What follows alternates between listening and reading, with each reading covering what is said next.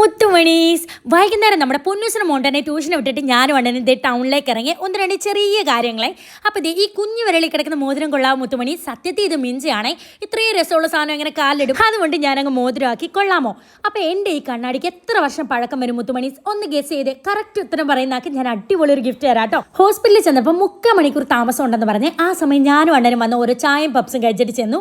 അങ്ങനെ അതേ കണ്ണൊക്കെ ടെസ്റ്റ് ചെയ്തു, പിന്നെ ഡോക്ടറിനെ കണ്ടു, ചെക്ക് ചെയ്ത് മെഡിസിനും കാര്യങ്ങളൊക്കെ വാങ്ങിച്ചു.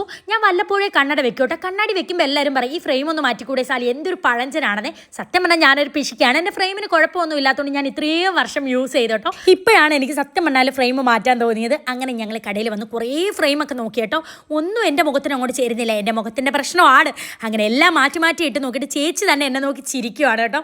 അവസാനം ചേച്ചി പറഞ്ഞു ഇതാ ഈ 2 ഫ്രെയിം എനിക്ക് ചേരുന്നു കേട്ടോ. അങ്ങനെ അതിൽ ഒരെണ്ണം സെലക്ട് ചെയ്തു, ലെൻസ് ഇടാൻ വേണ്ടി കൊടുത്തു. ഇനി ആരെങ്കിലും ഒന്ന് കളിയാക്കുന്നു നോക്കട്ടെ, പിന്നല്ല.